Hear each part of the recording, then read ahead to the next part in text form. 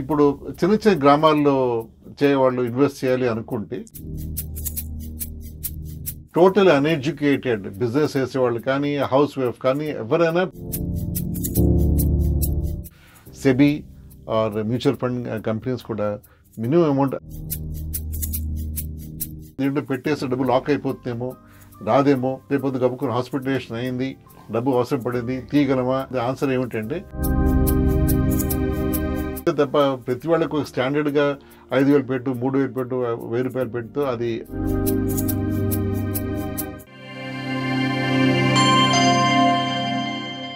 Welcome to Dhatri business. నేను మీ ఇంద్ర. సామాన్య ప్రజలకు, చిన్న చిన్న వ్యాపారస్తులకు, కూలీ పనులు చేసుకునే వారికి కూడా మరి ఇన్వెస్ట్మెంట్ చేసుకునే అవకాశం ఉందా, అసలు అలాంటి ఆలోచన చేయొచ్చా అనే అపోహలున్న వారికి మరి చక్కటి సందేశాన్ని ఇవ్వడానికి ఈరోజు మనతో పాటు ఉన్నారు certified financial planner Subhash Babu గారు. నమస్తే సార్. నమస్కారం అండి. సార్ చెప్పండి సార్, మరి సామాన్య ప్రజలకు వీలు పడుతుందా అసలు సేవింగ్స్ చేసుకోవడానికి? అండ్ ఇన్వెస్ట్మెంట్ అనే పదాలు కూడా వాడుతూ ఉంటారు జనరల్గా. మరి ఇన్వెస్ట్మెంట్, సేవింగ్ అన్నీ ఒకటేనా? ఇన్వెస్ట్మెంట్ చేసే ఉద్దేశం, డిసిప్లిన్ ఉంటే ఎవరైనా ఇన్వెస్ట్ చేసి డబ్బు పెంచుకోవచ్చు. ఇండియాలో లీగల్గా పద్ధతులుగా ఎవరైనా చేసుకోవచ్చు.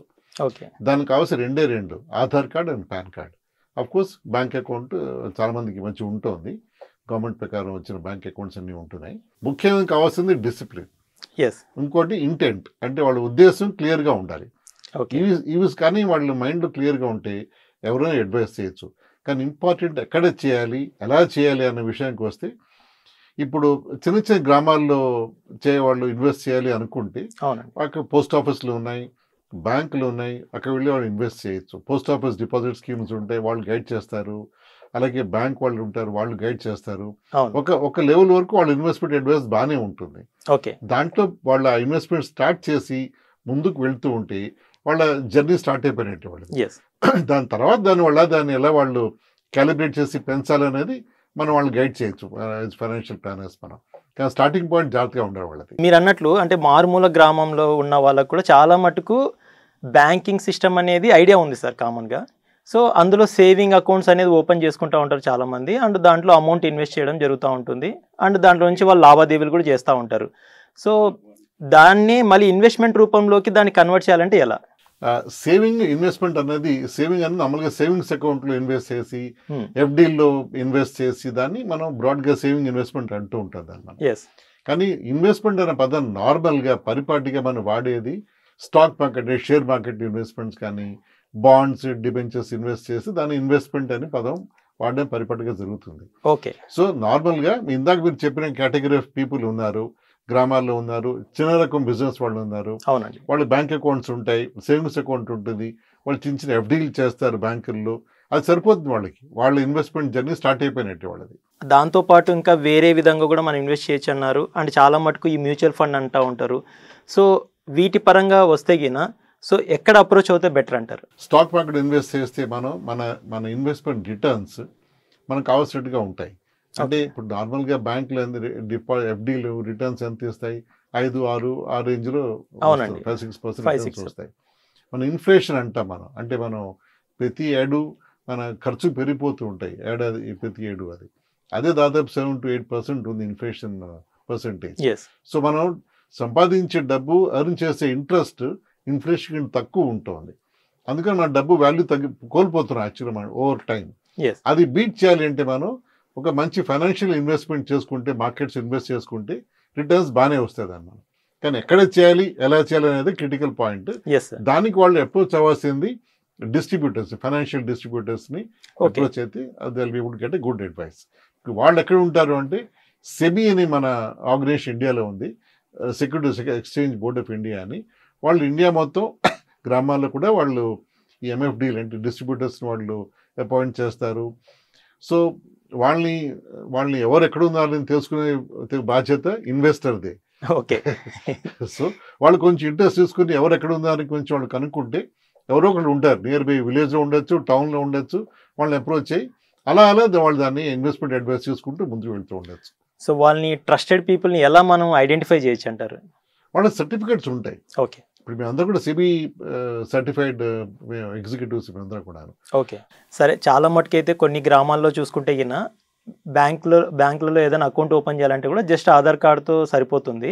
బట్ పర్టికులర్గా ఇన్వెస్ట్మెంట్ సెక్టార్కి వచ్చేసరికి పాన్ కార్డు కూడా మ్యాండేటరీ అని అంటూ ఉంటారు. అవును. మరి చాలా మందికి పాన్ కార్డు ఉండకపోవచ్చు. ఓకే. చాలా మంది ఏంటంటే ఒక అజంప్షన్ ఉంది, ఎడ్యుకేషన్ క్వాలిఫికేషన్ ఉంటేనే పాన్ కార్డు వస్తుందని. అది ఎంతవరకు నిజం అంటారు? అండ్ పాన్ కార్డ్ ఎంతవరకు mandatory? Pan card mandatory. Okay. అది 100% మ్యాండేటరీ. అన్ని ఇన్వెస్ట్మెంట్స్కి పాన్ కార్డ్ అవసరం. పాన్ కార్డు, ఆధార్ కార్డు మన లైఫ్లో ఇంపార్టెంట్ ఐడెంటిఫికేషన్ డాక్యుమెంట్స్ అయిపోయాయి మనకి. ఓకే. ఆధార్ కార్డు అలాగే చాలా మందికి ఉంటుంది, వాళ్ళు తెలుసు అలా తీసుకోవాలని. ఎస్ అండి. ఆధార్ కార్డు ఉన్న వాళ్ళందరూ కూడా పాన్ కార్డ్ అప్లై చేయొచ్చు. పాన్ కార్డుకి ఎడ్యుకేషన్ క్వాలిఫికేషన్ సంబంధం లేదు. ఓకే. టోటల్ అన్ఎడ్యుకేటెడ్ బిజినెస్ చేసేవాళ్ళు కానీ, హౌస్ వైఫ్ కానీ ఎవరైనా పాన్ కార్డ్ తీసుకోవచ్చు. ఓకే. ఇన్వెస్ట్మెంట్కి పాన్ కార్డు కంపల్సరీ. అండ్ దీంతో పాటు ఇన్వెస్ట్మెంట్ చేయాలంటే ఒక నార్మల్ బేసిక్ అకౌంట్ కూడా ఏదో ఒక బ్యాంక్ అకౌంట్ అయితే కంపల్సరీ ఉండాలి. సేవింగ్స్ అకౌంట్ ఉండాలి. సేవింగ్ అకౌంట్ కంపల్సరీ ఉండాలి. ఈ మధ్య మన గవర్నమెంట్ ఇనిషియేటివ్ ద్వారా చాలా మందికి అకౌంట్స్ ఓపెన్ అవడం జరిగింది అన్ని బ్యాంక్స్లోనూ. అది ఇష్యూ కాదు. సో సేవింగ్స్ అకౌంట్ చాలా మంది దగ్గర ఉంది ఇప్పుడు. దాని నుంచి ఇన్వెస్ట్మెంట్ స్టార్ట్ చేయొచ్చు ఎక్కడైనా ఒకటి చేయాలి అంటే. మీరు అన్నట్లు సో చిన్న వ్యాపారస్తులు కూడా సేవింగ్ ఇన్వెస్ట్మెంట్ మెథడ్లోకి ఎంటర్ అవ్వచ్చు అని చెప్పారు కదా. సో కామన్గా మంత్లీ మినిమం ఎంతటితో స్టార్ట్ చేయొచ్చండి యావరేజ్గా చూసుకున్నా కూడా? చిన్న రకం ఇన్వెస్టర్స్కి సులువుగా సదుపాయంగా ఉండేలాగా SEBI or mutual fund companies కూడా మినిమం అమౌంట్ 500 రూపాయలు పెట్టిందండి. ఓన్లీ 500 రూపీస్తో ఇన్వెస్ట్మెంట్ స్టార్ట్ చేయొచ్చు. ఓకే. దానికి కావాల్సిన పాన్ కార్డ్, ఆధార్ అన్ని ఉండాలి. దాన్ని బట్టి ఇన్వెస్ట్మెంట్ చేసుకుంటూ వెళ్ళిపోవచ్చు, ప్రాబ్లం లేదు. సో ఒకవేళ ఒక యావరేజ్ అమౌంట్ మంత్లీ ఇంత పెడితే మనకి బెటర్ అమౌంట్ వస్తుంది అనే దానికి ఎంత సజెషన్ చేస్తారు మీరు? దీనికి ఆన్సర్ అన్నది మనకి ఏం కావాలనే మీద ఆధారపడి ఉంటుంది.